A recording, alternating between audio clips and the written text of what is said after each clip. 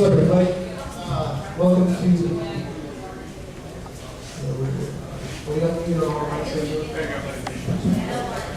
Welcome to the DYI recording workshop.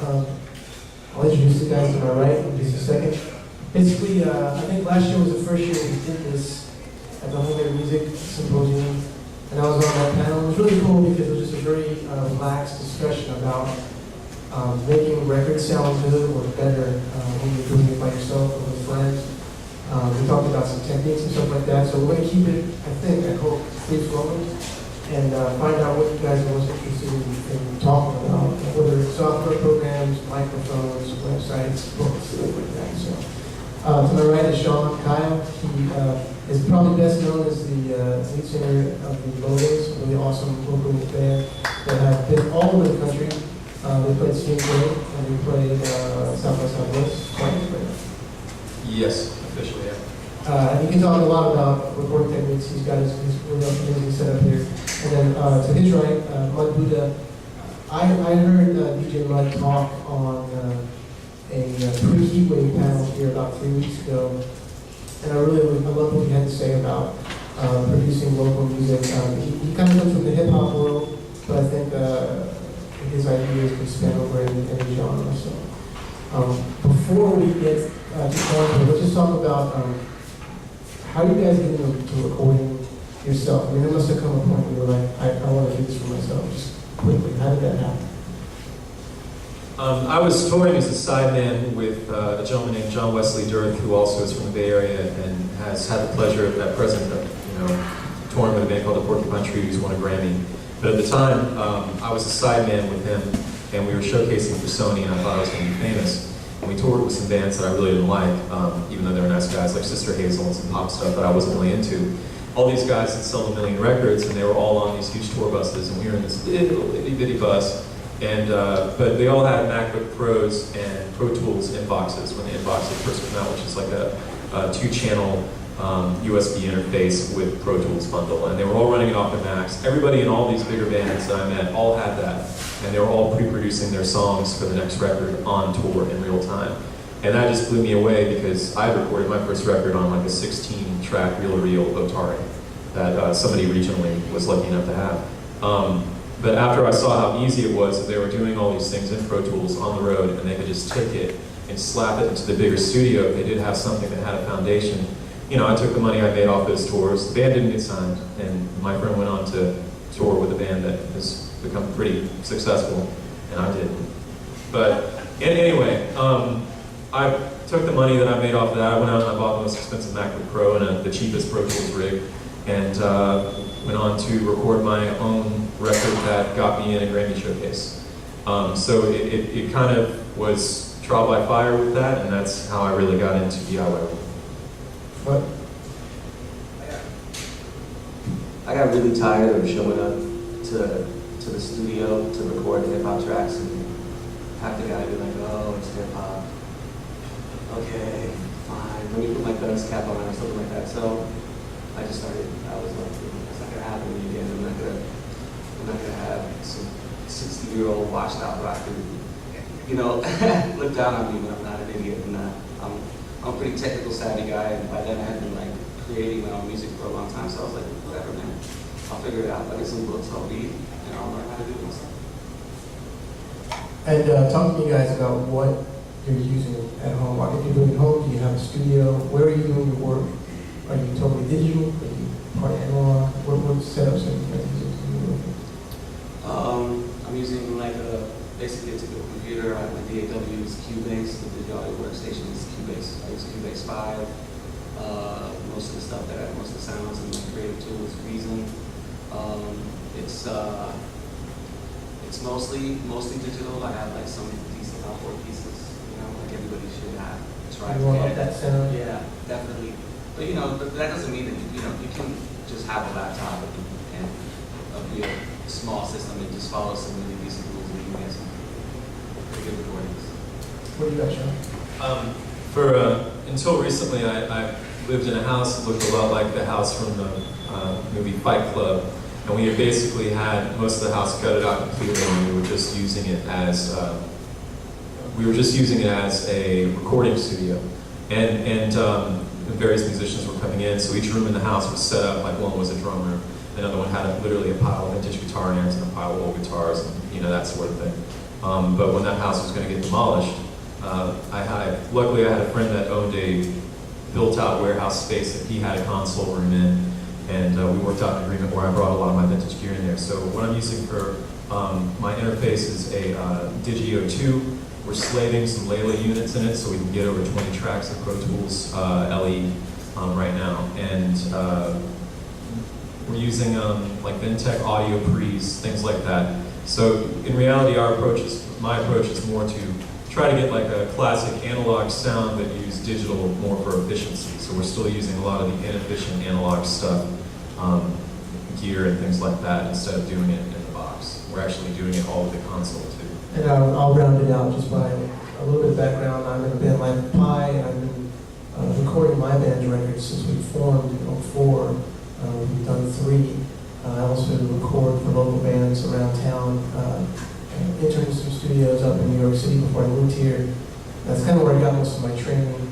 And I'm also a part-time engineer for WMNF. I do live and recording stuff in their live room. I've had the pleasure of recording almost every local band in some form or format since I was which is really great. So I have a lot of experience working with bands and trying to get an idea of what they're looking for, what are some of the challenges that come with that, and how to work with severe limitations. I'd like to turn it around now to the audience. I want this to be kind of more of an open thing and find out what you guys are using. Just start by showing hands. How many of you guys have some sort of computer software that you're recording in your house? Have gotten that far. So just shouting out to us, what are you guys using? Cubase, any Mac people out there? Logic. Yeah. Reaper, okay. Now Reaper, is that strictly if you're doing loops? It's excellent. Actually, we have very little money for $60 on Reaper as a steal. And it's pretty cool. The MIDI functionality isn't as neat as like anything like Logic. You basically still like I've seen guys do and Reaper is good for Mac and PC. It works better on the PC Better on PC. Now, showing of hands, who has yet to even try to make recordings digitally? Does anybody not? I really want to go that far. All right, so we can talk about some techniques in making your stuff sound better. When I was a DJ at WNF, we got lots of submissions from local bands. I'm sure you guys know this experience. You hear a demo, it sounds like very demo-ish. Let's talk about how to get around it. What are some of the techniques? Some of the simple things that people can be doing to make the recording sound better, so that when they give it to a radio station or to someone to review it, to such a sound automatically like it was done so much better. And there are things that you practice that you can pass on. I'd say, I don't know, to me, what I end up trying to do most is vocals. So I would say have some part of your room or whatever room you're doing it in be the quietest room, number one. And then maybe treat the wall behind you directly behind to your back. I usually set people up in a corner. What I do is I have like 2 $6 movie blankets behind them. And then I have like a movie blanket about 2 feet in front of them. And that usually deadens any kind of noise that's happening, and it also gives me like a very pure sound. And I would say the other thing is like gain staging. A lot of times the reason it sounds crappy is because somebody turned it up too loud. And once, unlike analog, there is no forgiveness if you turn up too loud on a computer. It's just gonna sound digital and kind of distorted in a crappy way. I'm a firm believer in the source has to remain true. If you have a bad sounding source, you're going to go through a lot of effort trying to fix that in post. I've gone both sides of the spectrum. I did start in analog, and analog is super forgiving. And you can just be totally stupid about your levels, and it'll make you sound cool. Sometimes intentionally we used to do that, but in digital it doesn't work that way. Obviously, you've heard that square wave distortion that you get by overdriving the front end of something digital. That's not a good sound, and it doesn't transfer over well in mix down either. So what he said about the gain structure, no matter what kind of music you're doing, is super important. As far as the source signal though, I'm a firm believer that if you want a particular kind of sound, Do a little digging. You know, if there's a particular kind of music you're playing, a particular kind of music you're influenced by, there's a reason why certain people use certain guitars on certain records. There's a reason why certain people use certain microphones on certain records. And even though we are in the digital age that, you know, can be a little bit cold with the exception of using a certain kind of preamp, still an SM57 in front of a 50s Fender amp with a Telecaster guitar banging through it will sound like all the classic records if you set your levels correctly. Same thing, you know, something as simple as one of the things I run into, because I mainly work with bands, and occasionally I do some soundtrack production work, but that's about as much as, you know, the sequence production I get into. I've had guys come in, other bands, touring bands, guys that are playing in front of, you know, a few hundred people here and there, and they're already at that point. They come in to record a record. The drummer doesn't know how to tune a drum kit, and after we butt heads for like an hour, he finally gives in and uses the house drum kit, which, thank goodness it happened. Something as simple as knowing how to tune a drum kit correctly, something as simple as knowing how to EQ a guitar amp or a bass amp correctly will save you hours and hours or money even to pay somebody to fix those problems for you. So I'm a firm believer in the source material. If the source material sounds good, all your job afterwards in digital becomes so easy. And you don't have to have super expensive plugins. You don't have to have pay a super expensive engineer. A lot of these things are pretty simple. And you talked about a couple of things I want to go back to there. Frequencies. I think understanding frequencies, even if you're not doing a lot of analog or live band stuff, understanding what frequencies all the different instruments you work with in a mix operate at is crucial, because you're knowing where that sweet spot is for your instrument, and knowing that allows you to, in many cases, cut the frequencies that instrument doesn't need. And cutting frequencies is more important, in my opinion, to mixing good sounding record than adding frequencies. A lot of mistakes that are made by people that are recording is they bump up EQs on the places where they want to accentuate the sound of that track. You know, bumping up something in the vocal, bumping up something in the drums, bumping up something in the keyboards. What you get in the final mix is everything's been EQ'd up.